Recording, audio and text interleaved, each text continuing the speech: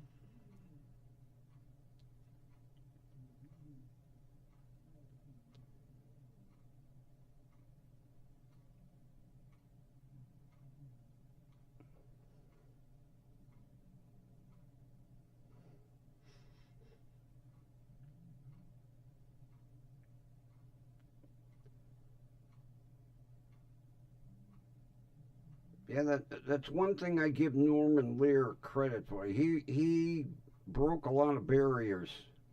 He was one of the first ones to put disabled people on his show. He believed in giving people with disabilities a chance at their stardom. Because I think she was on four different strokes, and then she didn't renew her SAG after card or that, and she regretted it.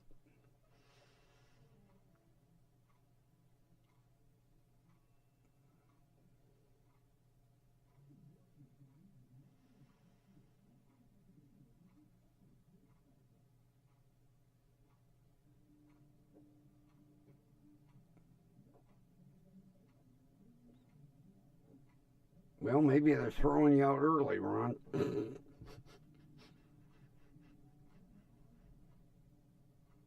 Or maybe you don't have to pay any more rent. Yeah, that'd be the day you get a free apartment, you know. That shit don't happen.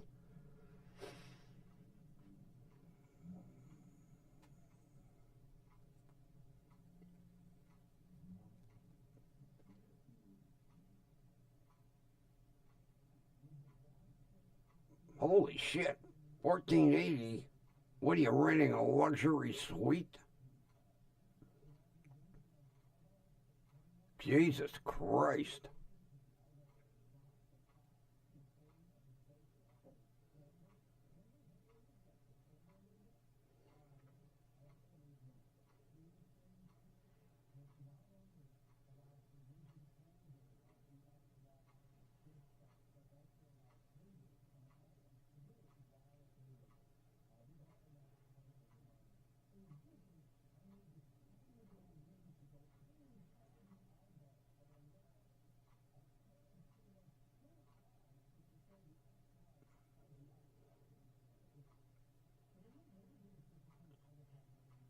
Now, see, I don't understand all that kind of stuff. I know you requested like an extension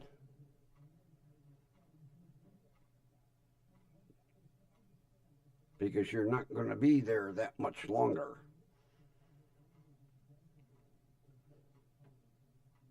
But 1480, holy Christ.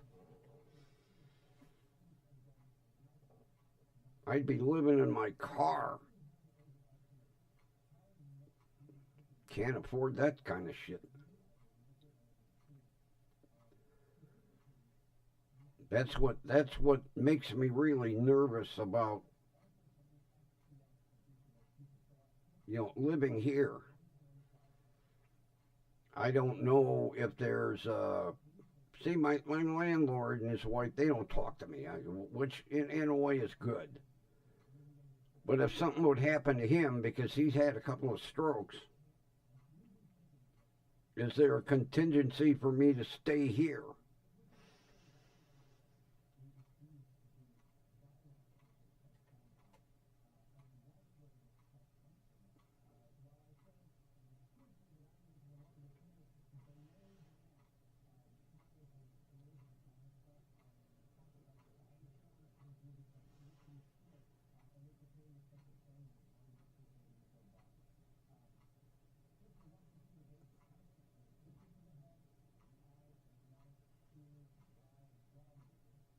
Even 1380 is ridiculous. You're living in a shoebox. Matter of fact, you got a bathtub the size of a shoebox. Man, I definitely couldn't live out in Arizona. No way.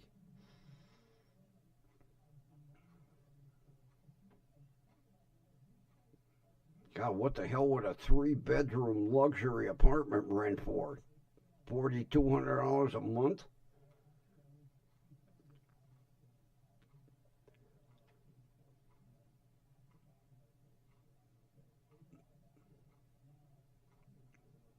Yeah, but even so, Ron, god damn. That's almost like fucking New York rents. Jesus.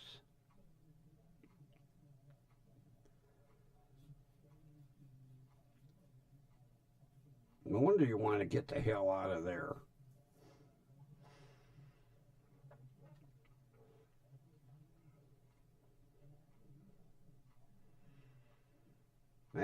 That kind of money's scary.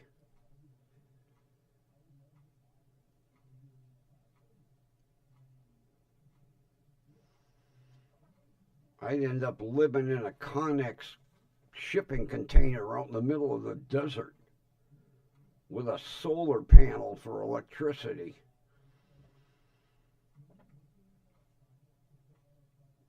Oh, I know what houses rent for around here, and I'm getting a deal.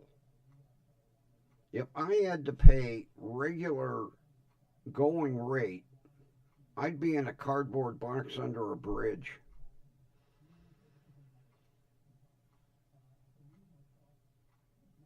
That's why I say, luckily, my landlord's niece and I stay in touch, and she keeps me updated on his health because I don't have a backup plan.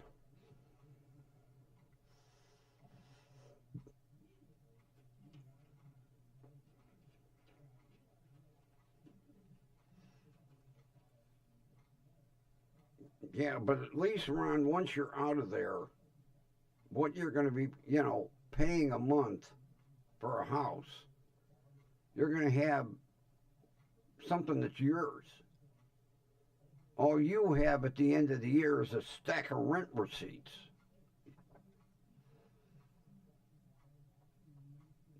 With the African jungle living up above you.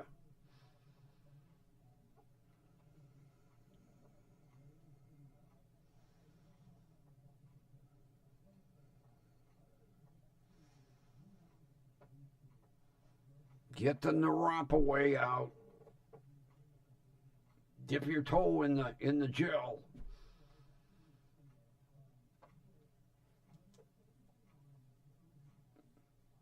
Yeah, about 3:30 this morning, I had a little toe twinge.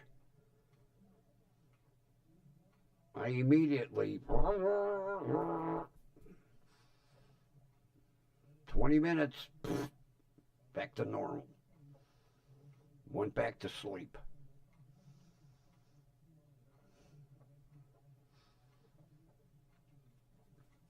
That stuff is amazing. Between that and the magnesium, there's just two miracle items that have given me relief.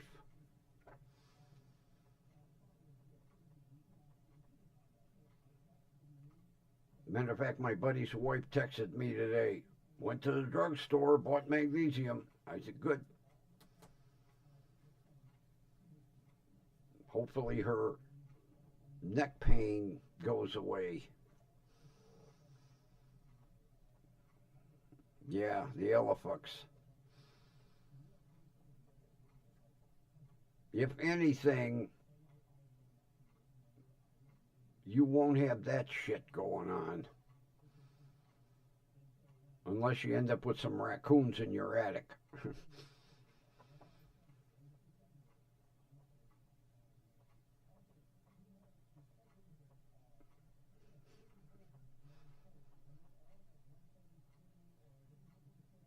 Like I told you, Ron, I couldn't live there. I'd have killed them people by now. I'd have been doing life without parole. Or if I was in Poland, I would be doing life without pierogies. Oh, sick joke. Yeah, that's the sentence you get in Poland. Life without pierogies. Oh no, please.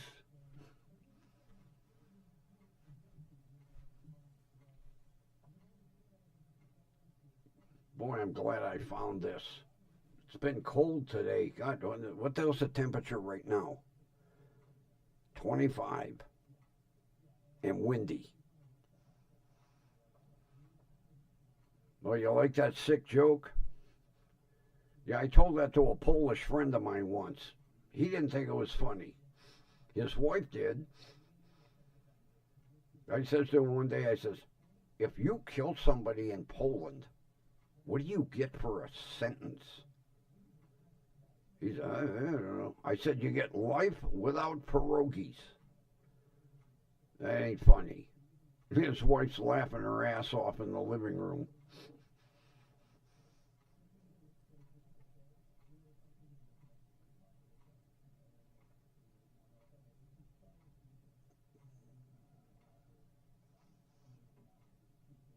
I would say 50-50, Ron. A little bit of both.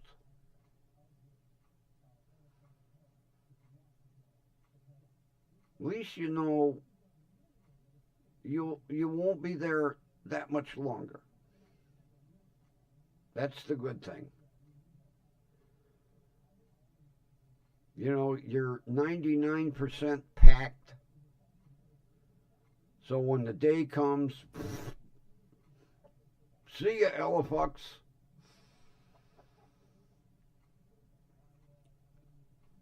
On my last day, I'd be telling them off. You fucking assholes. I'm glad I'm out of here. They'll be throwing shit off the balcony at you. Get the fuck out.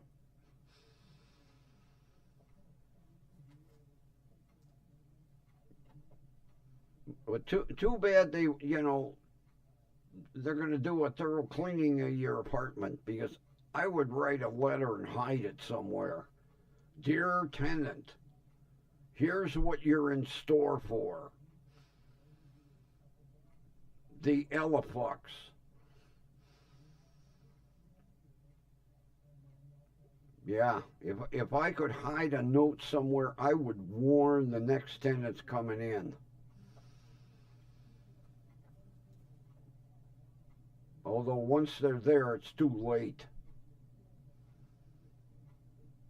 Be some way of warning them before they sign a lease. Because it's obvious, the apartment complex management, they don't care about the tenants, they just care about that money. Because them people should have been thrown out long ago for being so fucking inconsiderate.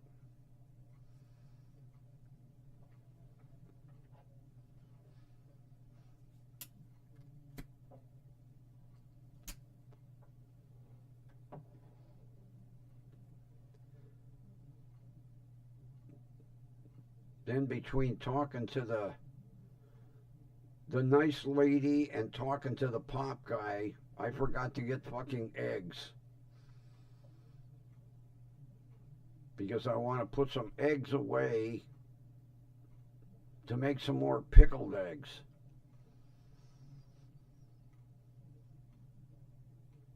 Matter of fact, they weren't perfect. I like them a little more on the pickled side. So the next time I make the brine, I'm going to add extra cider vinegar and reduce the sugar.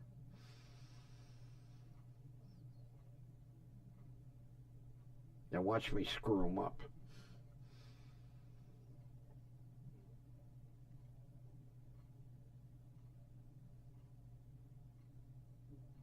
Yeah, I want to make a big. As a matter of fact, I'm going to go back to Dollar Tree and buy another one of them jars. I want to make 2 dozen this time.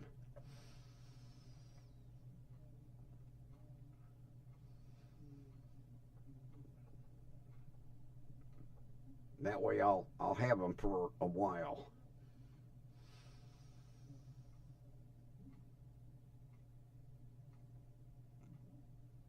Yeah, you make yours a little more on the pickled side? Yeah, I'm gonna play with the recipe. I'm going to increase the cider vinegar and decrease the. I think it calls for a cup of sugar. I think I'm going to go 3/4 of a cup, and then a cup and a third of cider vinegar, because it's a cup and a cup and a cup. Cup of cider vinegar, cup of sugar, cup of water.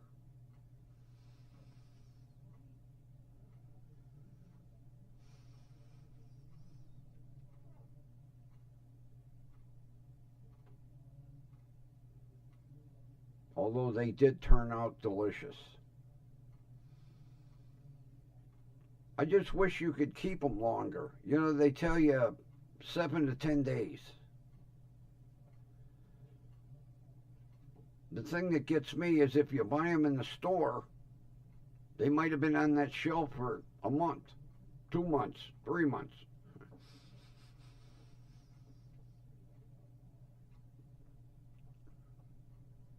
But now that I've got, got the recipe down pat, I'm going to make them on a regular basis, providing they hard boil right. I hope the first time wasn't a fluke, because man, God, one crack, and I roll them, and the shells fell off.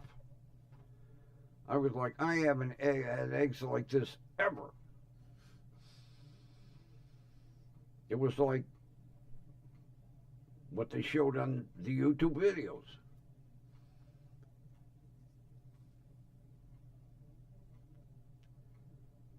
Although I put white vinegar in the water, it's just something I've always done when I hard boiled eggs. In all the YouTube videos I watched, it was just water.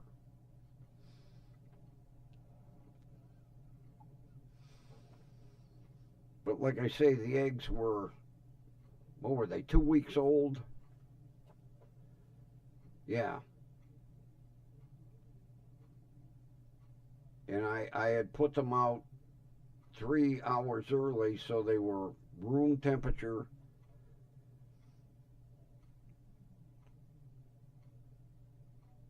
And I haven't made any more.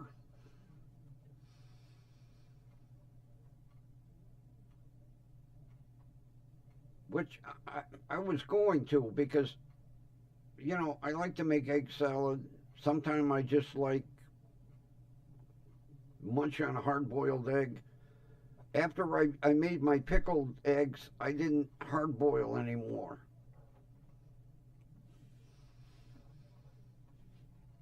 Maybe I'll do 3 dozen. I've got a big, huge. Matter of fact, it's a pan that my landlord's mother used for canning. It's a canning kettle. It's huge. I could do 3, 4 dozen eggs in that with ease.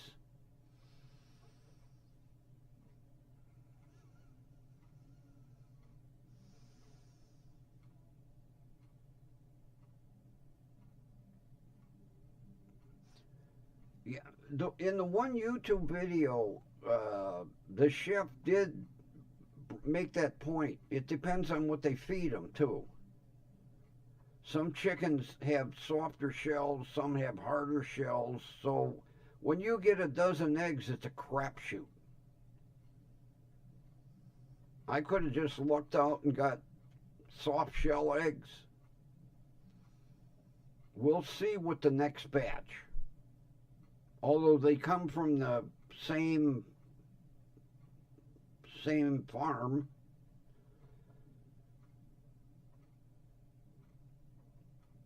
we'll see. And I'll be honest if the eggs fuck up, because I'll be on here with smoke coming out of my ears. Because there's nothing worse than peeling an egg and losing half of it.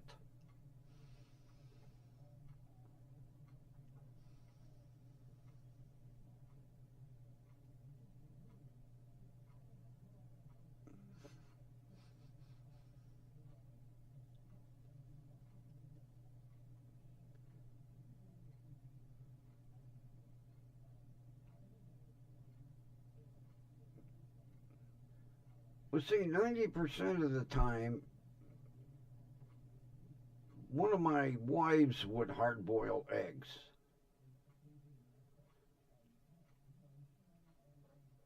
But see, where I was making my mistake, I was putting the cold eggs in cold water.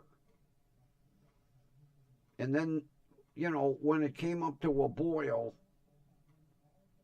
then I would just basically take them out and ice bath them. This time I did exactly what the instructions were. Because they said room temperature eggs in rolling boil. I've never done my eggs that way, and that's probably why they don't peel right.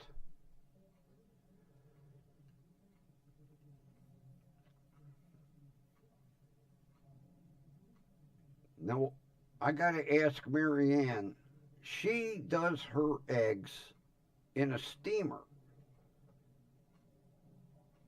She's got a rice cooker like I have, and it's got a steaming tray in the bottom. And she steams her eggs. So I got to ask her, do you do them room temperature? How do you... Although, I'm going to go back to my room temperature rolling boil. And we'll see what happens the next time.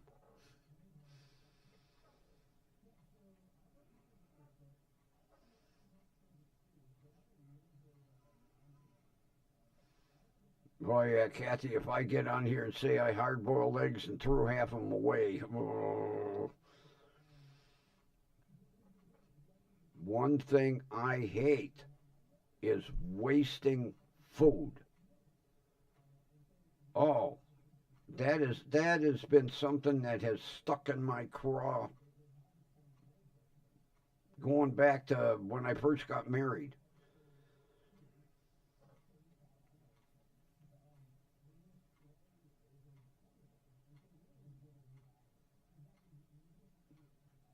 I can remember when Dale was a little kid. He would eat half his dinner. I would tell him, well, you're getting the other half for lunch tomorrow. We ain't wasting that food.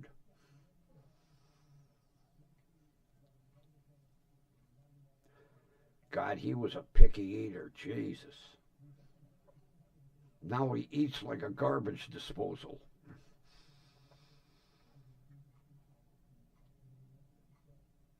Thank God I'm not buying him groceries. Oh.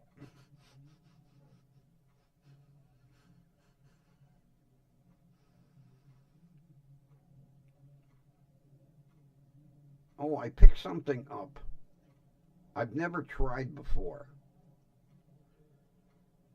I got a bottle of Ragu cheese sauce.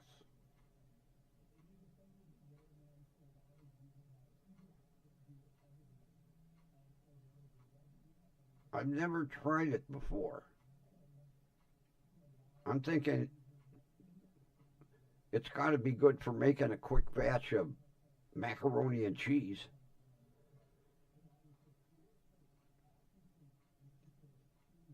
I've never paid attention. I looked and went, cheese sauce?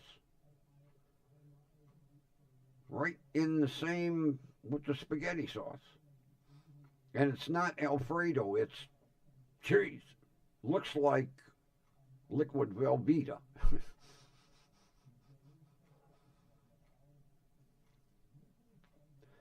So I figure for one day, for the hell of it, I'll boil up some pasta and try it. If I don't like it, I'll give the other half of the bottle of my kid. Here, you eat it. He's probably been eyeing it in the cupboard going, ooh, when's he going to use that? Maybe a jar of spaghetti sauce I'll miss. I ain't going to miss that. I only got one.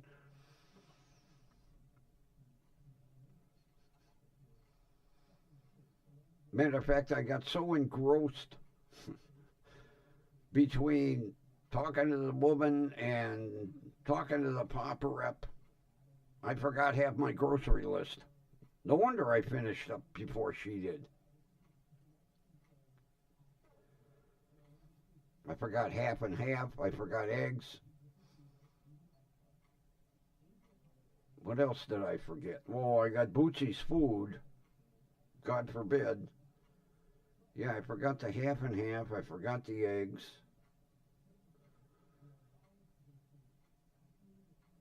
Now the list is in the car. I have to drag it out. Pretty sad when you make a list and then you don't get everything on the list. I think what I did when I got to talking to the papa rep, I think I stuck it in my pocket. And I was like, I got everything in my basket. Not.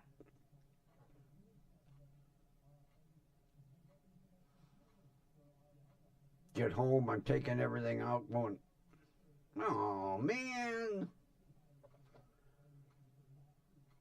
Although I got enough half and half to get me through tomorrow. Gotta have my half and half.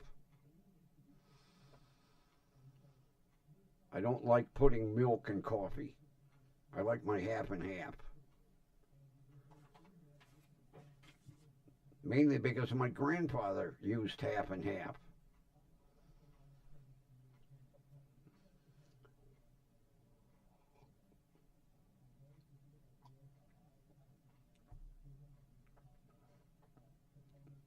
I'll never forget that my grandmother forgot to tell the milkman to leave half and half. That's when we still had milkmen. My grandfather opened the fridge. Mary, where's my half and half? And she tried to go, oh, didn't the milkman leave it? Oh, I forgot.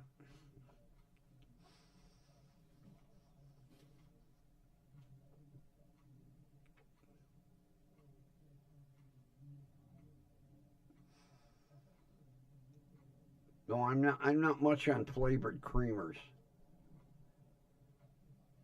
If it's on sale, I'll get the Dunkin' Donuts sweet cream.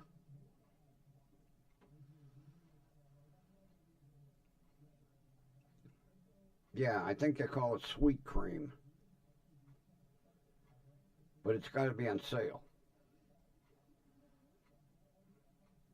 I don't now. Although I missed it this year, usually at Christmas I'll get the peppermint mocha. I didn't look for it this year. But to me, hazelnut's a little too strong.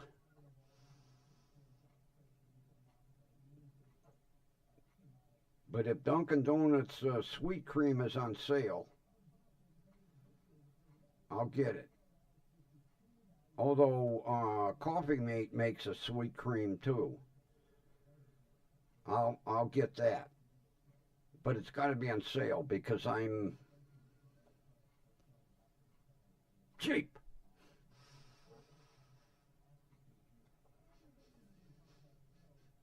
I was really kind of hoping today that the guy was going to give me a free mug root beer. He could have done it. He could have walked one up to the service desk and said, "This is free for that grumpy old bastard with the goofy beard."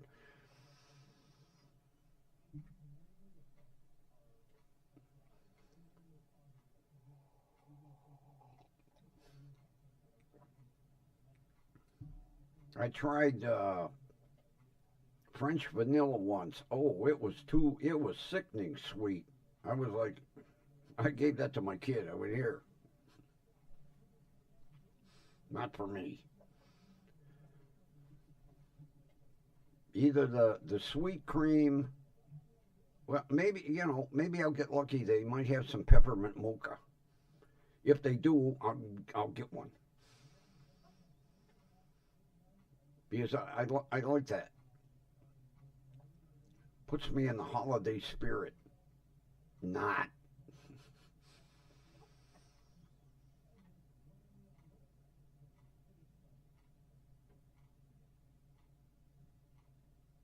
Yeah, I think the Prince, it's a little too sweet for me. The peppermint mocha is good. The sweet cream. There's one more.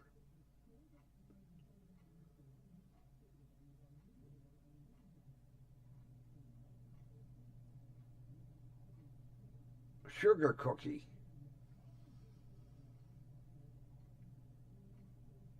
Sugar cookie. But they got to be on sale. Yeah, peppermint mocha, sweet cream, and sugar cookie.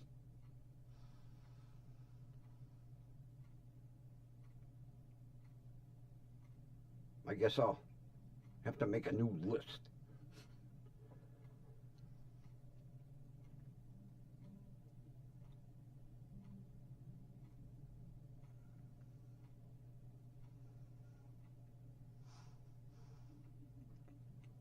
Well, I'll let you know tomorrow because I have my other insulated mug in the freezer, and I have the 2 liter in the fridge. So tonight I will be trying it, and you will get the verdict tomorrow. If the mug tastes like Dad's. Tonight's the trial. Because, see, I got 2 of them insulated fancy mugs. So I'm done with the ginger ale. That one I got it washed out, drying, and then I reached up in the cupboard, got the other one, put it in the freezer. As soon as I came home from the store, the 2 liter went right in the fridge. So tonight will be taste test. See if that guy was bullshitting me. Although, like you said, they come out of the same bottling. 1 2 liter says Dad's, 1 2 liter says mug. Comes out of the same filling machine. The 2 liters go toward, the Dad's goes to you, Kathy, and the mug goes to me. Although, that's kind of sneaky. They switch the name and they play it up as a new root beer, only now to find out it's the same root beer. Hopefully. I wonder what other pops they've done that with. Yeah, he told me outright. He said all they did was think up a new name. Mug. Because Dad's was losing sales. And he said it worked for a while. And then it kind of evened out. But when Mug came out, he said they had a big advertising campaign, New root beer. Mug. Formerly known as Dad's. We'll see.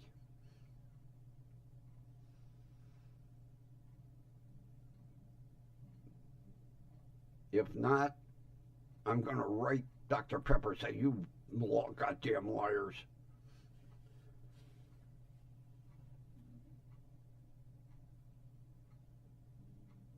And then, like, it was interesting to find out why Verner's tasted like shit. The younger generation bitching. Oh, this ginger ale. Ah. They must have got a shitload of complaints to take and dilute that ginger syrup. But they went too far. 40%, they should have got, 20%.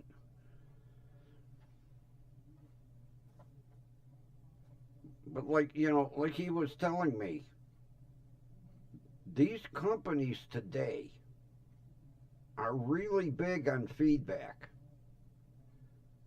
That's why you literally see products disappear. Because people are like, I ain't buying that shit. But to do a name change on Dad's, that was sneaky. And see, I've never had mug. I'll do, Hires, A&W, sometimes Fago, although that stuff tastes like shit.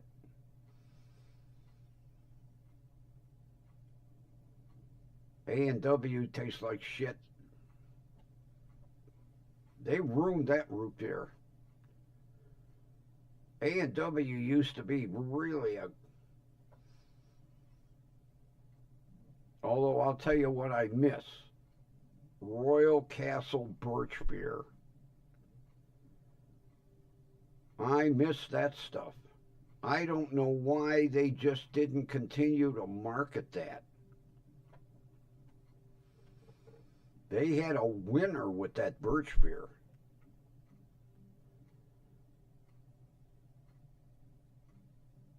Because you used to be able to buy a jug of it.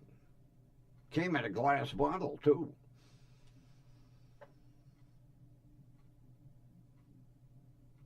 I remember there were a lot of times I would just go into Royal Castle and get a jug of birch beer.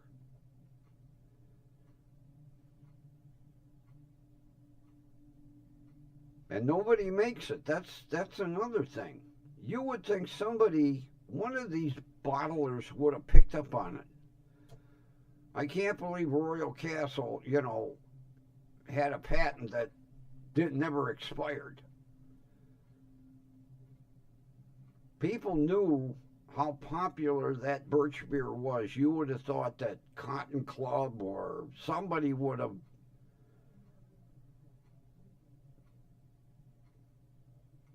No, once Royal Castle closed up, there went the birch beer.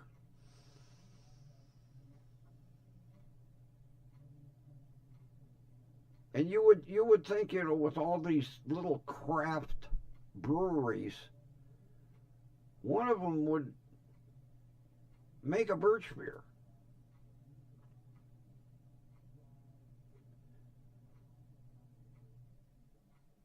I can't remember where I was. It was a little while back. Handcrafted root beer.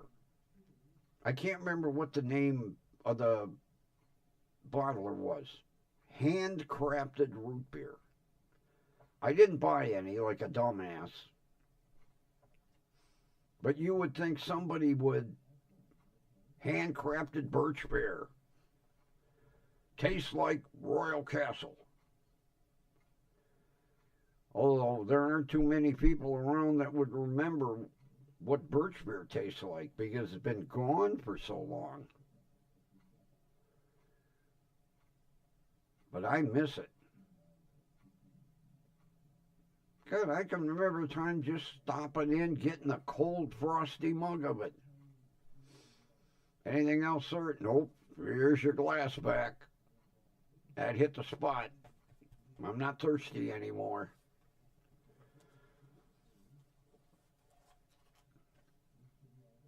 And if you went in You got it in a frosted mug.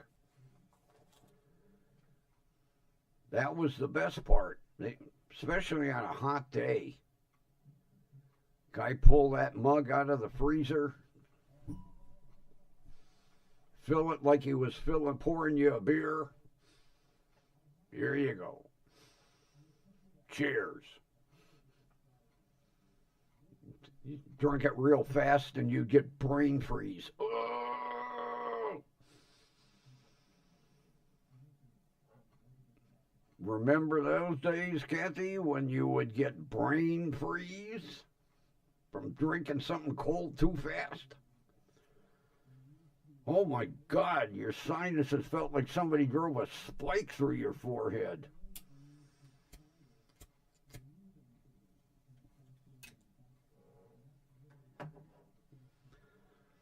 I haven't had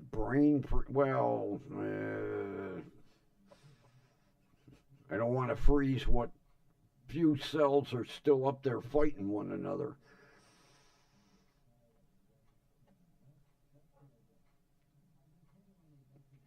Yeah, you'd get a cold drink and you'd slug it down, or especially like if you shoveled in ice cream. Whoa!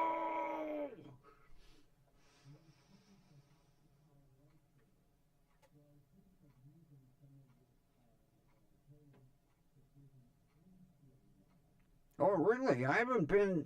I got a gift card for Cracker Barrel.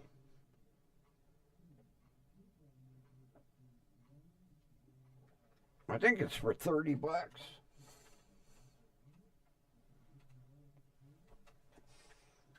Maybe it's 25.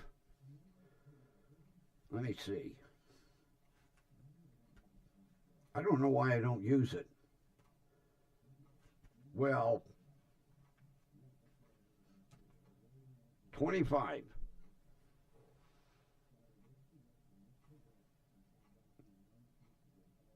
I could go in and get me some country fried steak. I love their country fried steak. Oh man, but they don't make it all the time, I don't think. I'll have to pull up a Cracker Barrel menu tomorrow. Although this is shitty weather to go drive to Cracker Barrel to go pick it up. But I love their. Is it country fried steak or do they call it chicken fried steak? I think it's country fried steak. Either way, I love it. I wish I wasn't so damn lazy to make it.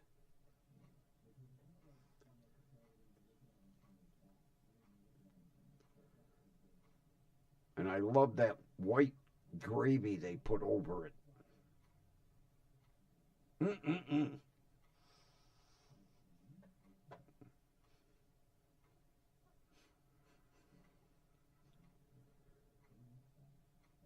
It's chicken fried steak. Okay. I still love it. Whether it's country fried or chicken fried.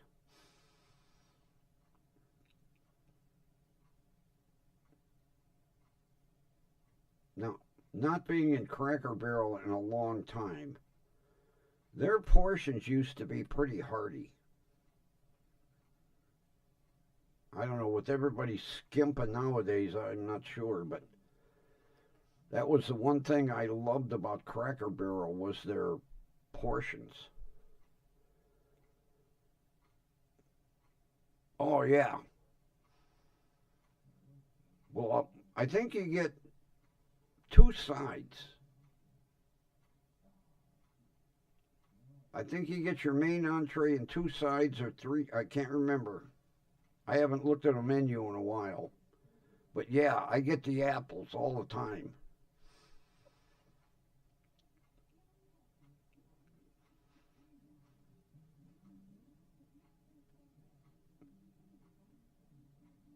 Matter of fact, I might get double apples.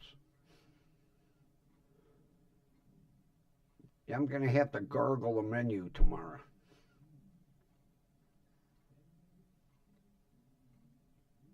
It's not like a gift card expires. The money's there.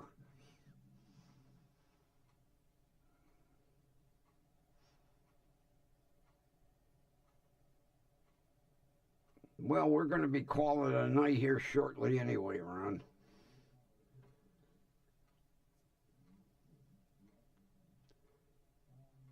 I didn't have my afternoon snack. Matter of fact, I gotta get some bagels. I'm gonna put that on my list. I used to snack. I'd make me some bagels and cream cheese for an afternoon snack. Guess I'll be going back to Mark's tomorrow. Half and half. Peppermint mocha. Bagels, cream cheese. Although cream cheese, God, you got to take out a goddamn loan to buy cream cheese today. Jesus Christ.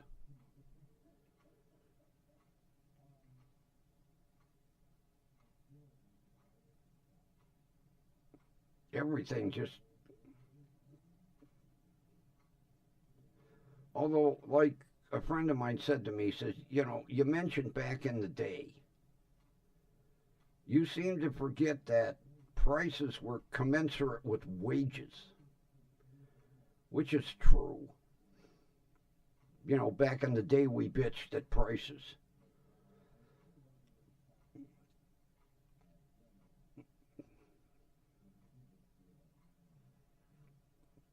You know what, Kathy?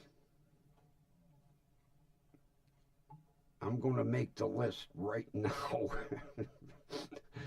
Because otherwise, I'm going to forget. Let me make the list right now.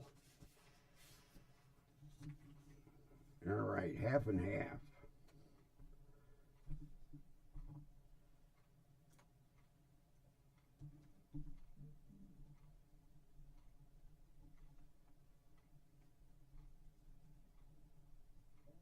Peppermint mocha.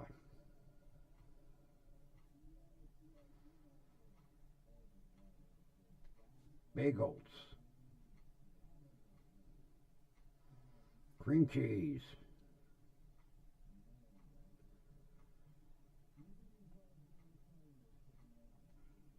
Eggs. What else? What else did I mention?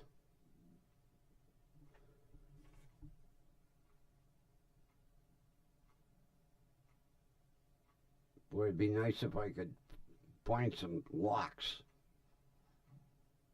Bagels, cream cheese with some nice smoked salmon. I don't think Mark's carries that. Although you would think they would. It's owned by a Jew. You would think somewhere in the store there'd be smoked salmon.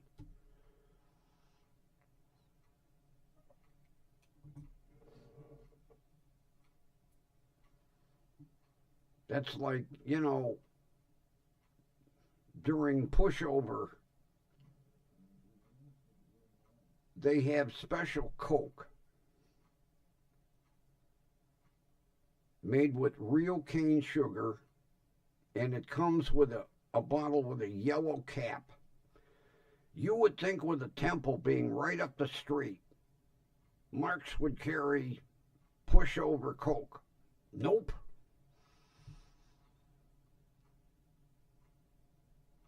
I got the cheese sauce. That's in the jar in the kitchen.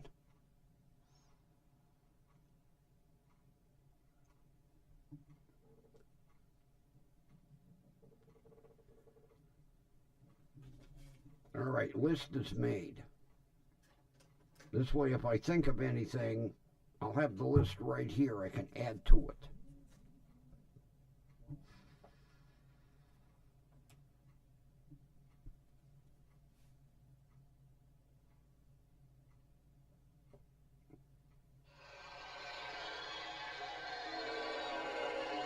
Well, it's that time, people. Thanks for being here. Have a wonderful rest of your evening.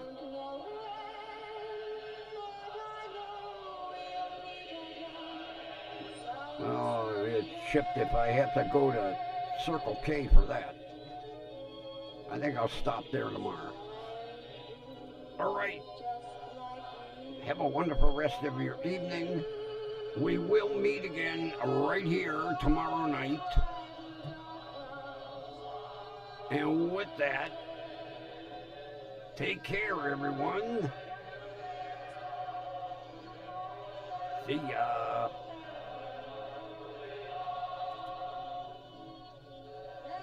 Oh, why do I have to do take two every night?